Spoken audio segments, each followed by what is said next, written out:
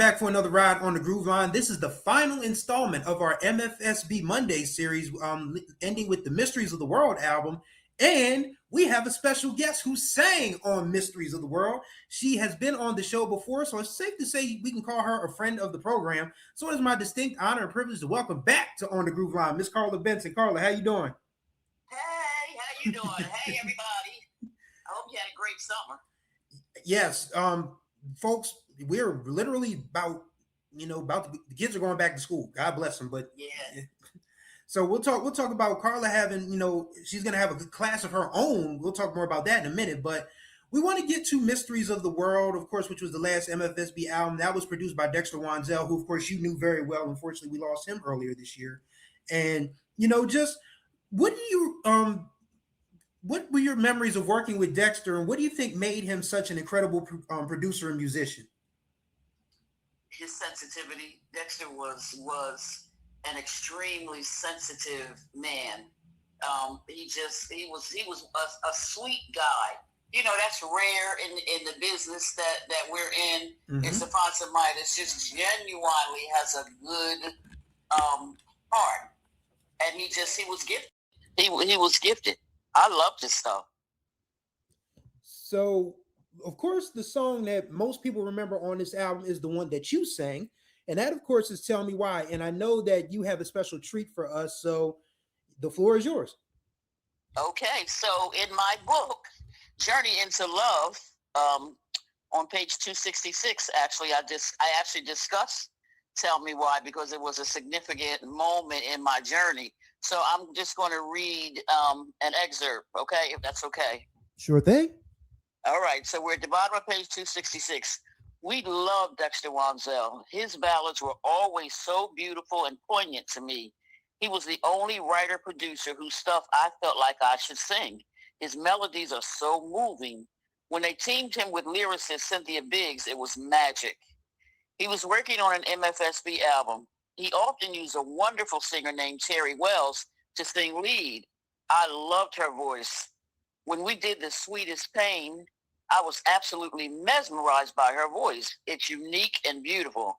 So, on a different day and time, this new song was already done with Terry on lead and only needed background vocals. Terry Wells had done a wonderful job as always, and I was in heaven as we added the background. In between the first track and the double, we were sitting around the mic waiting for the engineer to do his thing. We were talking and being silly as usual. The talk back button clicks. In our earphones, Dexter was saying, "Who just sang that?" We looked at each other like he was nuts. Who just sang what, Dexter? Who just sang that? Somebody just sang the hook. We all looked at each other saying, as we said to him, "Ain't nobody sang no hook. What the hell?" We went back and forth for some time until somehow we all realized it was me very absent-mindedly humming the song as we were talking. Dexter said, "Okay, double." Doubling meant we had to sing everything we just sang exactly as we'd sung it the first time on another track. It made the vocals sound fuller. Background vocals are doubled 99.9% of the time.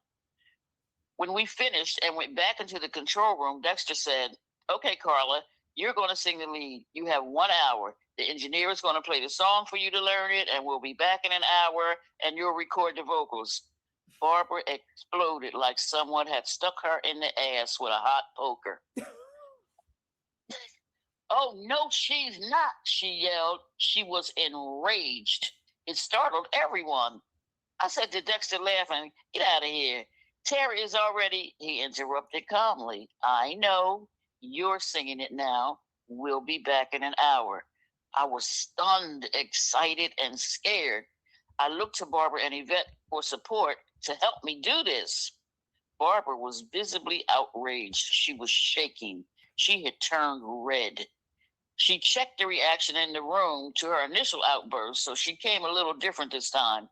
Still very clearly greatly disturbed, she said again, "She is not singing no lead or no song if I ain't singing too. What's my part? I'm not having it. She's not singing the lead, Dexter. Sorry, not going to happen. If she's singing, I am too." Her hands were on her hips. Her posture was defiant. Her facial expression was very angry. Yvette and I looked at each other. The room was still. Not sure how to take her outburst. Reading the room, she began parading like she was playing, being pouty and fussy. It was easier for the room to respond with laughter than at the truth of what they were seeing. She soon had them all laughing, but Yvette and I knew she meant every word. Watching her, I became sadder and sadder. When Yvette did Picnic in the Park, Barbara was cool and encouraging. When Barbara did Christmas Time is Here for South Soul, we encouraged her. But she's pissed when someone wants me to do a lead.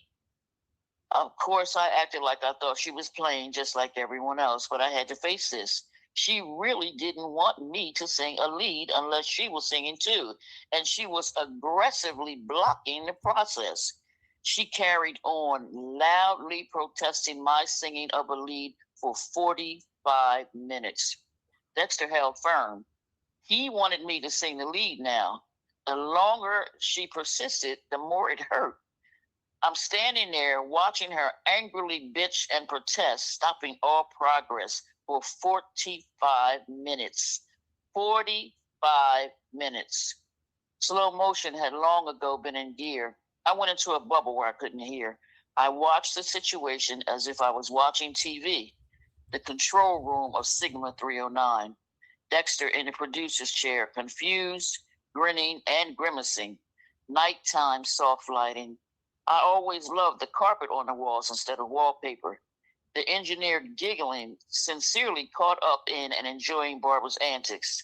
Dexter, who has a huge secret crush on Barbara, enjoying every bit of the attention she now lavished on him as a target of her protests. There was Yvette with her head down, shaking back and forth, occasionally interrupting her to tell her to shut the hell up and stop playing. At the same time, there was a tone that asked Babs to check herself, and me, knowing full well she was dead serious, letting the actor out through the forced fake smiles and laughter, unable to show the hurt I was really feeling as I watched my cousin fight so vigorously to prevent me from singing a lead. I never could sing the song correctly. I was miserable. The longer she carried on, any possibility of joy I might have known in that moment was murdered. I allowed her to take that from me. The entire time I was recording the lead, she sat where I could see her with her arms folded and a look of pure disgust and anger glaring at me. I didn't have the courage to ask her to sit where I couldn't see her. Something about me doing that lead seemed to terrify her. She went on and did not stop bitching until Dexter finally agreed to let her do some ad-libs on the tag that he deleted from the final mix. It disturbed me to watch her fight so hard and so long to keep me from singing unless she was singing too. And again, I hear mad at me or crazy. Now, that's the end of that excerpt. And you have to read the book to find out what mad at me or crazy means. Yeah, if you guys have not read Journey into Love, please go pick it up. It's available on Amazon. Carla has it on her website, carlabenson.org. And you can get the full, you're going to get an entire journey into her career as a backing vocalist for so many people. Patti LaBelle, of course, Philadelphia International. I read the book, in one sitting in December, and I said, I've got to have Carla on the show. And gracious as she is always, she agreed to come on. And then when I said, I want to talk about Tell Me Why from Mysteries of the World, she said, yeah, we can do that too. So she's back, and I'm so glad to have her back talking on the show. So I do want to ask a question about the state of, Sigma Sound and Philly International by the time we get to 1980, because it seems like so much had changed over the course of the 70s. Now, I don't know if you guys have felt that as backing vocalists, but you're in the studio with these folks all the time. Did you feel like there was a change, especially, when, Earl Young and those guys left? It was a stirring. And what really happened was the day we woke up and everybody decided that disco was corny. Wow. That disco was just like a bad joke on everybody. That day was when the wind, we could feel it kind of, because really every music genre really has like a 10-year run. Mm-hmm. Every major star has really like a 10 years, like a decade period of where they're just hot, hot, hot, hot, hot, hot, hot, hot, hot.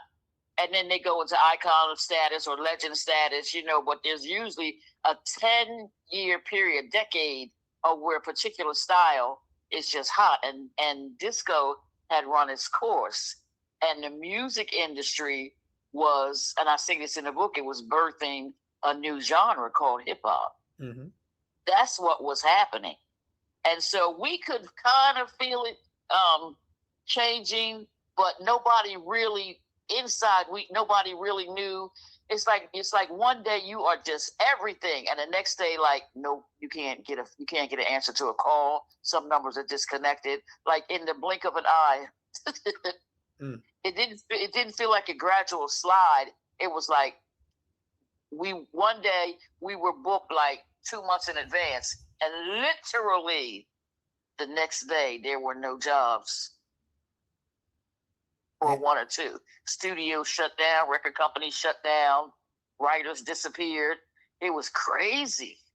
But the music business is crazy, so, it's part of the business. Yeah, I know. You sign up for madness when you sign up for the music business. It sure sounds like it. Just how of course, you guys went on to, become the Sweeties with Patti LaBelle, so you guys had a second act, but not everybody was as fortunate. Just when you think about how grimy this business has been, not just to you, but to tons of other people. Why do you think people still want to be in music, even in 2026? Because if you are a musician, that is a gift, and you have to get it out. Okay. You cannot.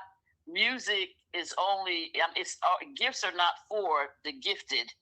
The gifts are for the rest of the world, and so people have to have music. I mean, the very first, when God made creation, He made birds. They started singing. There's music everywhere. Music is part of the human psyche. It's part of the human soul. It just is. And so the creators, the gifted ones, have to get the music. It's like you're possessed. You have to get it out. You want people to hear it and enter the music business, which is only concerned at the end of the day about how much money they can make off of you. You might as well be a can of salt. You become a product. You're not an individual once they feel like they can make money off of you. And money has always been, for the love of money. What will people do? Yep. They screw over the business. People take advantage of the passion of the creators. Because think about it. Think about the most creative people aren't they crazy? Everyone. Mm-hmm. The most creative people that I know, the more creative and gifted they are, the more crazy they are. Everyone. It's because that all of that running up inside of you, to hearing that and being able to look at a tree and write a song about it, or being able to look at your baby and being able to write a song that will resonate with everybody in the world. You know what I'm saying? Yeah. That's not. It's a gift, and then the musician must get it out, and the music business is there to take advantage. It's there to make money off of what people have to have as a product. Music is a product. It definitely feels like it. So while we have you here, and people, this is an opportunity of a lifetime for your younger singers. I mean, I'm not going to give it away. Carla's going to tell you all about it, but she has a master class coming. Now, if you want to learn from one of the most recorded vocalists in any point in American music history, I'm not just talking about the 70s. I'm not just talking about the 80s. I'm talking about all time. If you have listened to a Philadelphia International record, chances are you have heard this woman in the background. So, Carla, please tell the good people about your upcoming masterclass. I am developing a masterclass for vocalists, and for vocalists who all kinds of vocalists. If you think you want to sing, if you know you want to sing, I will do group lessons. We'll do group lessons, and we will discuss the real inside of the music business. I'm a trained classical singer, and I'm to this day, I know that it was my classical training that allowed me to keep singing for 50 years because of the control that I was taught about my instrument. My it's not a voice, it's an instrument. Vocalists are musicians too. It's a mindset. It's a lot of different things. So in my master class, we will be strengthening the vocals, your vocal abilities, and that includes everything: body, soul, mind, spirit. It's all inclusive. We will discuss all of it. And I will give insider tips about the real workings of the business so that the vocalists are real clear. You need to get clear about what you want out of your gift, out of your instrument. And we'll do all of that in our master classes. They're live. They're not, there will be no more than 8 students at a time, and they will have different classes at different times to accommodate everybody, but they are 100% live and interactive. I see a lot of vocal classes that are pre-recorded, but I don't know how you teach vocals and you can't hear your students and your students can't hear you. Right. I don't know how to. I don't know how to do. I personally don't know how to do that. And so it's time for me because I have been very blessed and I have been very fortunate and I have had an incredible life. And it's time for me to share what I learned, because I know a few things. The business will make you grow up. It make you get real clear about what you need in this life. So I want to give that away now. It's time now. Well, the classes are not free, but right, exactly. I'm a teacher as well. I discovered that in the downtimes when the business got funky. I went into the classroom, a certified teacher. I have a bachelor's degree in music, and I love teaching. I discovered I love teaching, and I was a good teacher, and I was surprised.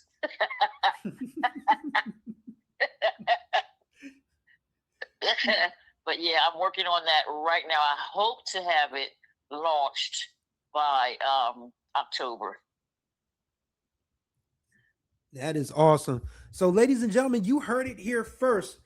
Miss Carla Benson, who has, again, you can check the credits. Like I'm not making this up. This ain't something that I'm pulling out of thin air here. Like if you've heard, anything Philly International in your lifetime, chances are she has. Me and Mrs. Jones, I'll be around. Ain't no stopping us now. Bad luck. If only you knew. On and on and on. You're gonna miss my loving. We had a good time. We really did. Every time I go back and listen to our first interview, and then I go back and listen to some Philly International stuff, I pick up on y'all, and I'm just like, man, if I could have been a fly on the wall in the studio, because it just seemed like, except for the Major Harris story, I probably would have left. Because that was funny too afterwards. It wasn't funny when it was happening at all. Do you know that is that was so crazy? Like when you stop and look at it, it's like that really is a comedy sketch. Yeah, but that was just stupid, and I'm not giving it away. You have to buy the book. Yep, just people go buy the book. It's on it. Like I said, it's on Amazon. Carla has it on her website. I will put a link in the description so you can buy it from her. And that's pretty much it. So Carla, I want to thank you as always for taking time out to talk to me. And thank you for having me. It's my pleasure. Thank you. And of course, when it launches, when you launch the course, we'll be back to talk more about it. So ladies and gentlemen, we have our first ever repeat guest, and Carla's gonna come back for a third time. So ladies and gentlemen, we want to thank y'all for riding with us on the Groove Line. As always, contact information will be in the description below. So will the link to Carla's website where you can buy Journey into Love. Don't forget to like and subscribe to our channel and tap the notification bell so you're notified of all the new videos that drop on this channel. And don't forget to like and comment on these videos, because Carla just gave you guys a lot of information. So I know a lot of you Philly soul heads are going to love this. So let's talk about it in the comments. So thank y'all for riding with us on the Groove Line. And until the next time we ride, may you find the groove, or may the groove find you. Hey, bye.